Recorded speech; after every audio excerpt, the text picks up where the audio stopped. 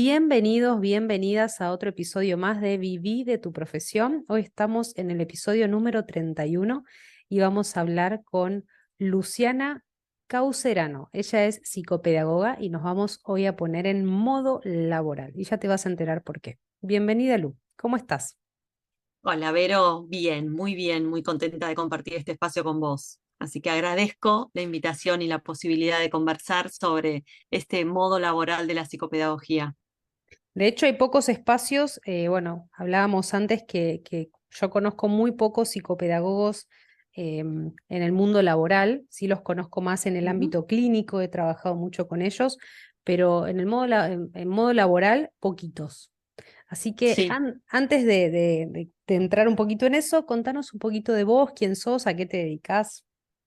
dale, perfecto. Bueno, yo me dedico justamente a la psicopedagogía laboral. Es un ámbito de la psicopedagogía todavía no muy conocido, aunque ya hace muchísimos años que está, apareció la propuesta de la mano de dos profesionales argentinas hace más de 40 años, pero sin embargo es cierto que está todavía poco promocionada, y se conoce poco. Ahora podemos hablar después por qué. Así que soy psicopedagoga laboral, me especialicé, hice un máster en Dirección de Recursos Humanos y Gestión del Talento en España, después hice el posgrado en Psicopedagogía Laboral y siempre desde que me recibí hace 22 años que me dedico a este ámbito de la psicopedagogía, al laboral, tanto en el rol docente, digamos yo soy docente de grado y de posgrado, como brindando mis servicios específicamente en el área de capacitación a empresas y a consultoras. Y hace unos años también a mi propia audiencia con propuestas formativas que voy creando para mi audiencia, ¿no? Que es la gente, los seguidores que tengo en Instagram principalmente y un poco también de LinkedIn. Así que bueno, me dedico a eso hace, ya te digo, más de 20 años y es un área de la psicopedagogía que me apasiona y tengo así como, yo digo que tengo como una misión que descubrí hace un par de años, que es la de darle visibilidad a la psicopedagogía laboral y que haya más profesionales y gente del ámbito laboral, no hace falta que sean colegas psicopedagogos, sino gente del ámbito laboral que sepa que existe esta posibilidad, ¿no? Ujú. ¿Por qué hay tan pocos psicopedagogos o se conoce tan pocos psicopedagogos en el ámbito laboral? Se conoce muy poco por varios motivos. Uno es porque en la carrera de psicopedagogía hasta hace muy poco no se hablaba de la psicopedagogía laboral directamente, no, era un área que no se mencionaba. De hecho, todavía hoy hay universidades que no tocan el tema de la psicopedagogía laboral en la carrera. Por supuesto, en estos últimos años, te diría en los últimos 2 años, eso se fue transformando y en casi, o sea, se fue transformando para bien, porque por lo menos dentro de alguna cátedra se mencionaba este ámbito de intervención o se agregaba por lo menos un cuatrimestre de la materia de psicopedagogía laboral, eh, o en algunas era optativa, entonces quien no elegía esa cátedra se quedaba sin saber, así que, bueno, ese es uno de los motivos. Otro de los motivos, creo yo, que tiene que ver con que, bueno, eh, a raíz de eso, lo que sucede es que hay pocas formaciones de posgrado de psicopedagogía laboral.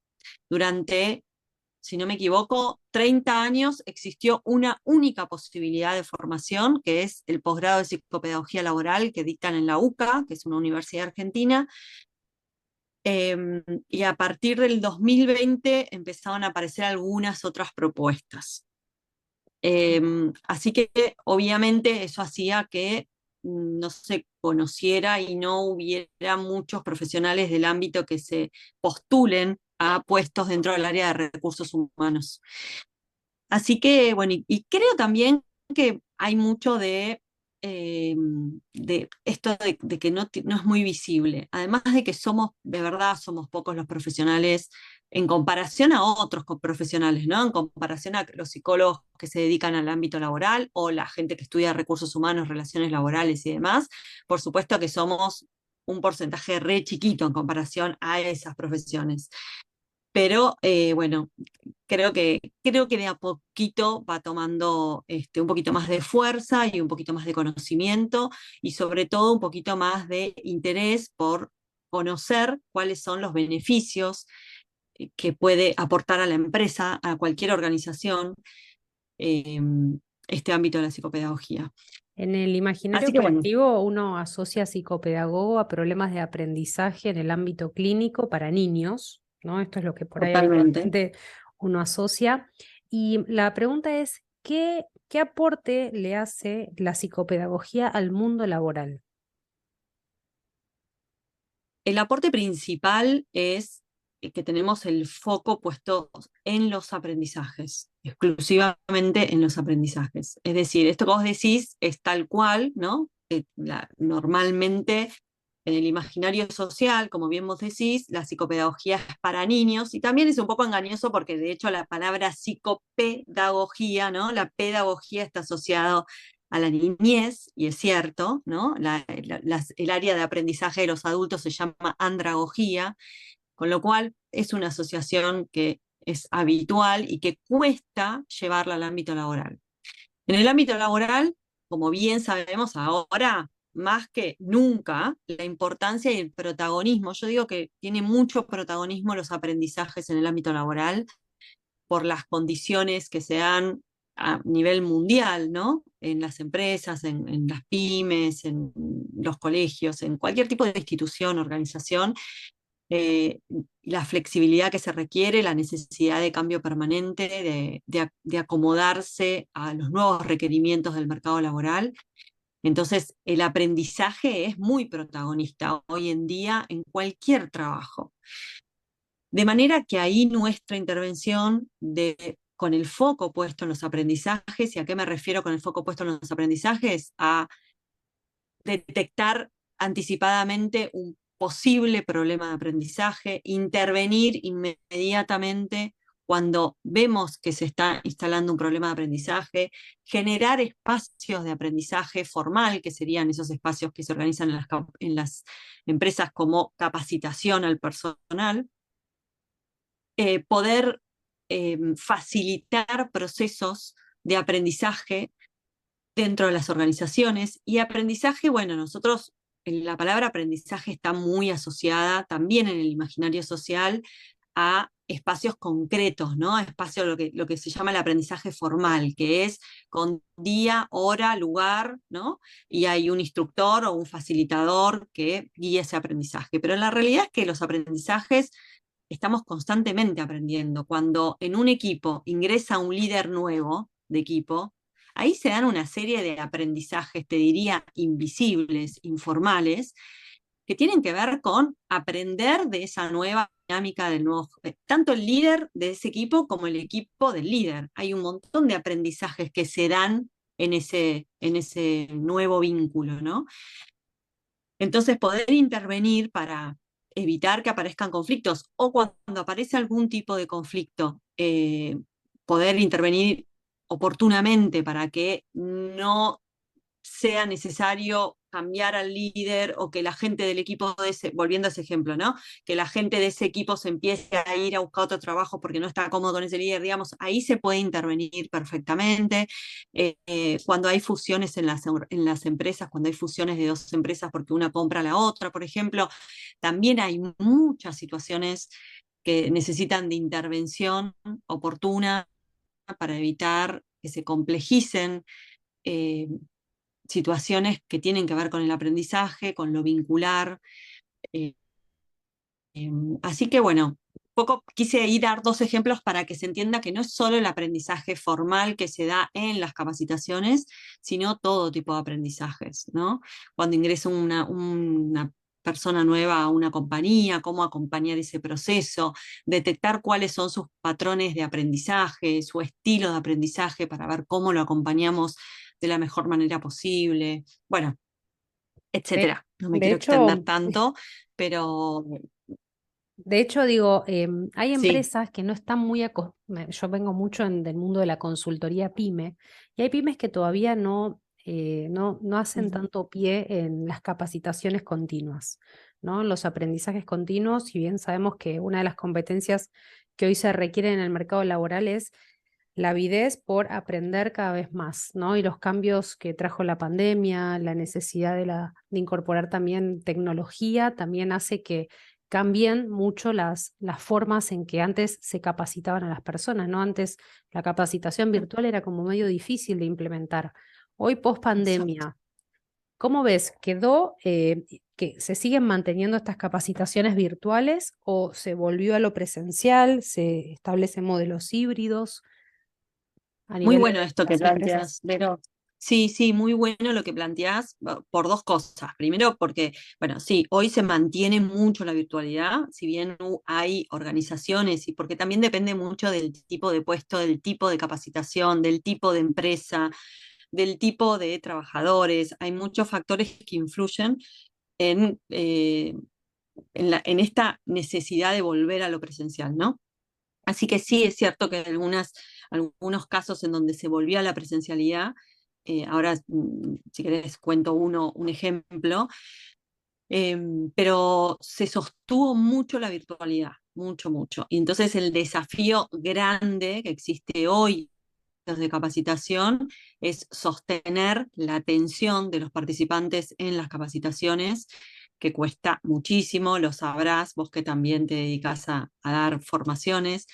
eh, Sostener la atención, que no se dispersen. Hay muchísimos factores que influyen en que hoy los adultos nos dispersemos fácilmente. Nuestro índice digamos, de atención ha disminuido muchísimo. Decimos que los chicos, los niños, no se concentran en nada, ¿viste? Y enseguida pierden la atención, pero la verdad que en los adultos también está bajando mucho el nivel atencional. Así que es un desafío, pero sigue siendo un elegido por la facilidad que tiene de que personas de diferentes provincias estén en el mismo día reunidas en el mismo horario, en la misma videollamada, ¿no? Compartiendo esa experiencia de aprendizaje. Y por otro lado, vos comentabas recién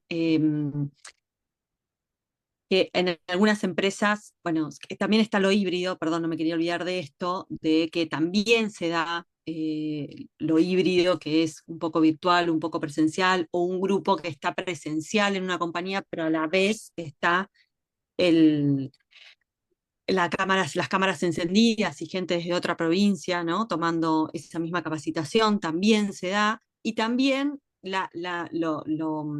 el blended que se llama, que es un poco asincrónico y otro poco sincrónico. Es decir, un poco miro videos pregrabados o leo o miro cosas que ya están subidas a una plataforma de aprendizaje, y otro poco me junto a través de una videollamada para compartir aprendizajes nuevos, experiencias, consultas y demás, ¿no? Eh, Eso es lo que predomina hoy.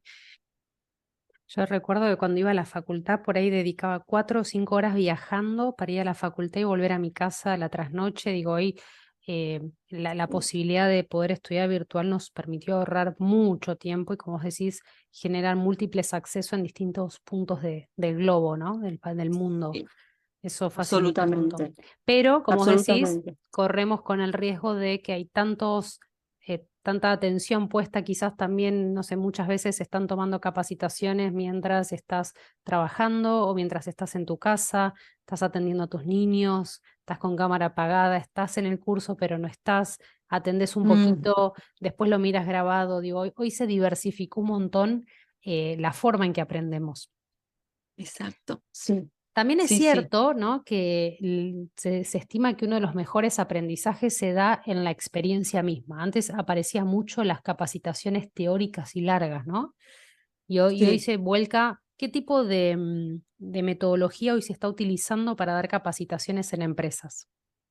Bien, es tal cual, Vero. Antes era muy expositivo el contenido, y hoy creo que también tiene que ver un poco con que cada vez son más los profesionales de la psicopedagogía y del resto de las formaciones que entendemos qué necesidades tenemos los adultos al momento de aprender. Entonces, cuando entendemos cuáles son las necesidades que tenemos los adultos al momento de aprender, tratamos de salir del modelo academicista, ¿viste? Del modelo universitario, que me siento, abro mi cuaderno, tomo nota y como mucho hay algún profe que te dice, tienen alguna pregunta, ¿no? Si no, es todo expositivo. Hoy lo que se estila es respetar esas necesidades de aprendizaje que tenemos los adultos, que tienen que ver con principalmente ser partícipes activos de ese proceso, ser, iba a decir otra vez la palabra protagonista, ¿no? Porque ya usé para el aprendizaje, pero de verdad ser protagonistas de su propio proceso de aprendizaje. Entonces, con alto nivel de participación y con una cantidad de estímulos diversos, que también es importante porque los adultos necesitamos diferentes estímulos para aprender, no solo el auditivo, sino también el visual, el práctico, ¿no? Poder utilizar diferentes medios, ¿no? Poder poner una presentación pero que tenga determinadas características, poderme echar con un videíto corto que nos lleve a la reflexión, poder hacer una actividad en salas que haga que intercambien sus propias experiencias, etcétera, etcétera. Hay muchas estrategias. Pero lo más importante es que el adulto sea parte de esa experiencia, y hay algo que a mí me apasiona de trabajar con adultos en capacitación, que se llama horizontalidad en la teoría de la andragogía, que tiene que ver con esto de que yo soy una adulta brindando un contenido, un aprendizaje, pero no a cualquiera, a otros adultos, a otros pares míos, que vienen con un bagaje de conocimientos y de experiencias que nutren significativamente esa experiencia de aprendizaje que yo estoy brindando. Entonces, para mí eso es maravilloso, y cuanto más abrimos el espacio de participación, más notamos lo rico que es contar con las experiencias y los aprendizajes que cada adulto trae. Y yo siempre les digo, yo circunstancialmente estoy hoy hablándoles de este contenido del cual soy experta, pero si yo les abro el micrófono a cada uno de ustedes para que cuenten de su expertise, podrían dar cátedra a ustedes, ¿no? Entonces, esto a mí me parece maravilloso y yo lo disfruto mucho, porque cada vez que genero alguna dinámica, alguna actividad, algún recurso que permite que los participantes, los asistentes a ese encuentro virtual eh, pongan su voz, ¿no? Y su experiencia, es impresionante cómo enriquece lo que traje yo preparado, ¿no? Y a la vez ellos sienten que son justamente partícipes importantes, que todo lo que traen suma a este nuevo aprendizaje. No es que, bueno, empecemos de cero con. De hecho, Así que te diría que el aprendizaje práctico es el que permite la mayor fijación de los conocimientos. Y ahora te quiero hacer una pregunta. Antes de hacerte la pregunta, quería contarte que nosotros, cuando diseñamos las áreas de recursos humanos, hacemos también, digo, una de las propuestas que tratamos de llevar es que las personas también sean partícipes de su propio desarrollo de carrera, ¿no? Y bien, fomentar la práctica y la conversación como un método también de fijación del conocimiento, porque entendemos que el conocimiento, después de un tiempo, si no se usa, se pierde, ¿no? exacto, sí, Ahora, sí, sí. sucede mucho cuando trabajamos, yo también coaching con líderes, aparece mucho el Ujú, modelo de la censura o de la búsqueda del error, lo que hiciste mal. ¿Cómo, ujú. qué podrías explicarnos de cómo incide en el aprendizaje de un empleado que entra a un nuevo puesto o que está siendo promovido internamente cuando se encuentra con un compañero, un jefe o una mirada censuradora en su etapa de aprendizaje? ¿Cómo incide eso en la apropiación Bien, del conocimiento? bien, qué lindo, sí, qué lindo que me lo preguntes. Incide en que una de las cosas principales que le pasa a ese adulto es que se empieza a inhibir, se empieza a pichonar, decimos acá en Argentina, ¿no? Se empieza a achicar y hace que se anime menos a probar, se anime menos a innovar, se anime poquísimo a generar nuevas formas, nuevas ideas de hacer lo que se viene haciendo. Digamos, es una forma de ir invalidando ese proceso de aprendizaje y a la persona en sí, ¿no? Es sentirse que porque una cosa es equivocarse y aprender del error, ¿no? Que tanto hablamos, también tanto se habla hoy en las organizaciones, en artículos, en libros, ¿no? De aprender del error y usar el error como motor de aprendizaje, que, como vos decís, censurar y por ahí hasta marcar el error y hacer énfasis en eso. Bueno, la verdad que lo que sucede es que inhibe, es como que apaga una lucecita de interés, de probar, de aprender, de seguir intentando, eh, hasta incluso de vincularse con esas personas, ¿no? Que lo censuraron. Así que tiene un alto impacto. Por eso es muy importante aprender a responder frente a los errores, a los accidentes, bueno, e Nos- incluso a la imposibilidad de aprender, ¿no? Que también a veces aparece como, che, a, pero ¿qué pasa? Que no avanza, que no aprende. ¿Qué pasa que ya a se lo veces explicamos y lo que no? se lo ve como que en lo conductual, ¿no? No, Mm, no hace caso, ¿no? Le explicamos mm, 10 veces y quizás lo que hay por detrás es un problema de aprendizaje que no está visibilizado. ¿No? totalmente. Poco se preguntan o poco espacio se generan en las empresas para poder quizás darnos cuenta si quizás la metodología no es la apropiada, si la persona tiene algún problema para aprender, si quizás los tiempos o los ritmos de exigencia son demasiado elevados para su ritmo de aprendizaje. Hay, Absolutamente. hay como modelos instalados viejos, ¿no? Basados en buscar culpables cuando algo no sale Ay, bien. sí, sí. Sí, sí, es Nosotros, así. nosotros Lamentablemente sigue siendo así porque creo que es el modelo educativo, ¿no? Que desde jardín, creo, desde la primaria hasta que terminás la universidad, te fue bien, te fue mal en función de los aprendizajes y el rojo para corregir, por lo menos en mi época, y el cero de, bueno, chao, anda, no servís, ¿no? O el desaprobado, como que nuestro sistema educativo está basado en ese modelo. Entonces, muchas veces sucede que ese modelo se lleva al ámbito laboral y no, error, error. se hace mucho más foco en los resultados y no tanto en el proceso, ¿no? Exactamente, sí. Nosotros hablamos de que es importante instalar en los equipos de trabajo un concepto que a mí me gusta trabajar, que es el de la seguridad psicológica, que la Ay, seguridad sí. psicológica es ese espacio de confianza donde yo puedo mostrar mi vulnerabilidad sin que eso sea utilizado en mi contra. Y para esto Espectacular. inciden mucho los modelos de los líderes y la confianza construida dentro de los equipos de trabajo, porque Exacto. seguimos en muchos modelos de equipos de trabajo basados en el miedo, en la censura, en la búsqueda de culpables, en esconder Ujú. abajo de la alfombra que nadie se Ay, entere, sí. ¿no? Y no Ay, sí, reportar a sí, sí. tiempo los problemas como oportunidades de mejora. Tal cual. Por el temor a la mirada, al castigo, a lo que se digan, a la desvalorización. Y esto de la desvalorización lo traigo porque realmente sucede mucho en muchos ámbitos laborales que los trabajadores sufren más la desvalorización que tienen, ¿no? En su puesto de trabajo que a lo mejor otras cosas, ¿no? Y esto yo de tantos años de dar capacitación en empresa lo he visto muchísimo. Hacíamos en una de las capacitaciones que dábamos repetidamente, hacíamos como un test de qué es lo que más te importa del trabajo. Y siempre está la fantasía que lo que más, el número uno es el dinero, cuánto me van a pagar, cuánto voy a ganar.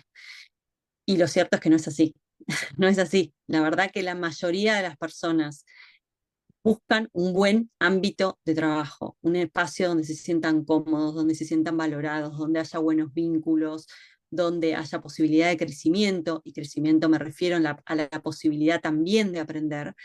Eh, Así que el, eh, fíjate el valor que tiene eso, ¿no?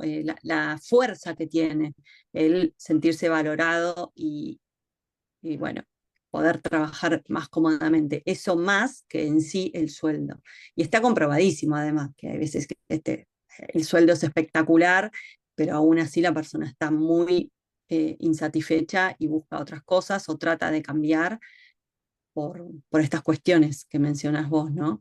Ujú. Que, que realmente van lapidando la autoconfianza del trabajador. La van lapidando, es como que lentamente y entran como en un círculo vicioso de, bueno, no, no sirvo, entonces no busco otro trabajo, porque quién me va a contratar, porque no soy bueno, porque me sale mal, porque aprendí mal, ¿sí?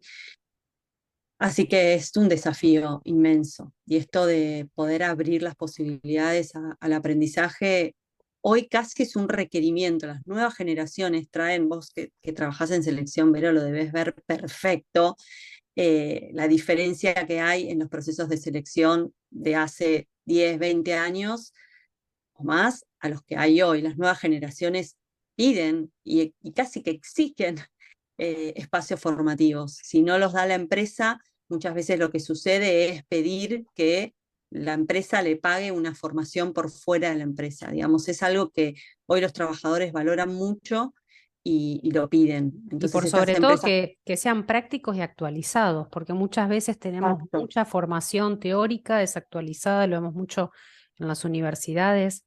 Te quería Sí. preguntar, Lu, ¿cómo surge modo laboral, tu En modo consultora? laboral surge, sí, mi propio espacio, mi propia marca. Surge en el 2019. El 2019 fue un año bastante crítico para mí. Pues yo ya estaba trabajando muy independiente con un grupo de instituciones educativas, haciendo toda una intervención de psicopedagogía laboral muy profunda y muy ardua. Ese proyecto de repente, por una crisis que hubo en ese grupo escolar, se interrumpió. Pudimos darle un cierre, pero se interrumpió.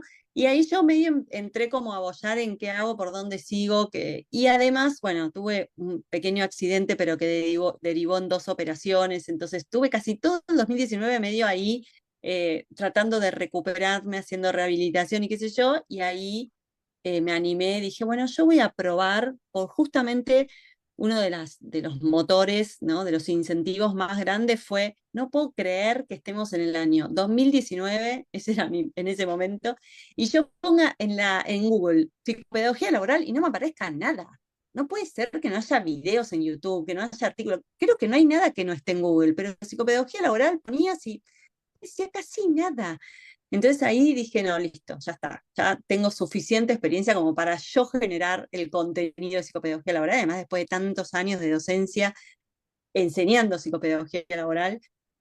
Así que así surge modo laboral y decidí llamarle justamente el modo laboral de la psicopedagogía, ¿no? El costado laboral de la psicopedagogía. Así abrí en Instagram simplemente con la intención de darle visibilidad a lo que podemos hacer desde nuestra profesión. Y lo cierto es que no me esperaba que empiece a crecer como creció. No me imaginé que iba a haber tanto interés, así que eso derivó en que después de tantas personas que me preguntaban, ¿y vos no tenés un curso para ofrecerme de psicopedagogía laboral? ¿Y vos no podés darme unas clases? Entonces, de ahí surge el curso de iniciación a la psicopedagogía laboral, que es un curso asincrónico que está en mi web. Eh, Y bueno, y a partir de ahí empecé a generar más propuestas formativas, a buscar mis propios clientes, y ahí empecé a trabajar con una consultora internacional muy grande. Gracias a eso me empezaron a llamar empresas también de forma particular, así que, bueno, ese es el nacimiento de modo laboral. Tuvo que ver con una crisis, viste que hablábamos recién Ujú. de los momentos difíciles, ¿no? Tuvo que ver con una especie de crisis profesional que tuve, que duró poquito, pero lo que me llevó a esto, que me da mucha satisfacción, me encanta. Me hace acordar a mí porque cuando yo arranqué con todos los programas prácticos de recursos humanos, yo buscaba algo muy específico, muy práctico, que no encontraba tampoco en el mercado laboral y tenía un montón de inquietudes. Yo siempre cuento que cuando Ujú. salté a la independencia, para mí fue un salto de fe porque no sabía cómo hacerlo, porque no tenía conocimientos ni habilidades ni comerciales ni de negociación, Claro. habilidades prácticas que iba a necesitar en el mercado. Y un Ujú. poco también basada en la experiencia, dije, bueno, si no está, lo tengo que crear. Y de ahí surgen Bien. un poco estos programas que invitan también todo el tiempo a animarte a la práctica, a establecer también espacios de confianza para justamente aprender y equivocarte y que no está mal equivocarse. Tenemos Ujú. mucho miedo Y al error. exacto, y está bueno porque tanto tu programa como el mío apuntan a no solo a dar contenido por los años de estudio, o de experiencia, de conocimiento que tenemos, sino por haberlo vivido también un poco en primera persona, ¿no? Exacto. Así que, Lu, cerrando un poco, y me encantó la entrevista, ¿dónde te pueden encontrar? ¿Cuáles son tus redes? bien, en Instagram, modo laboral, @modo laboral, todo seguido. En YouTube, perdón, en YouTube también está como modo laboral y hay videos ahí subidos. También en LinkedIn, como Luciana Caucerano, como modo laboral. Ahí en la web, modolaboral.com.ar, ahí van a poder ver mis propuestas formativas. Tengo un programa que se llama Creación de Experiencias de Aprendizaje, que, bueno, que los invito a que miren ahí, chusmen ahí de qué se trata, porque está a poco de lanzarse la quinta edición ya, la edición 2023. Y el curso de iniciación a la psicopedagogía laboral también, y todos mis servicios, digamos, están ahí en la web. Está dirigido tanto para estudiantes o graduados psicopedagogos y algún otro público también. Sí, sí, es abierto a todo, yo digo que es abierto a todo público y profesión que le esté interesado o interesada por los aprendizajes que se dan en el ámbito laboral, porque hablamos mucho de eso, especialmente en el programa. Vienen de todo tipo de profesiones: coach, psicólogos, licenciados en ciencias, licenciados en recursos humanos. Bueno, así que sí, es abierto a personas que estén interesadas justamente en la particularidad de los aprendizajes en el adulto en el mundo laboral. Espectacular. Bueno, muchas gracias, Lu, por esta entrevista. Vamos a dejar todos tus datos en el episodio para quienes te quieran seguir y nos Y encontramos entonces hasta la próxima. Chau, Lu. dale, muchísimas gracias, Vero. Chao.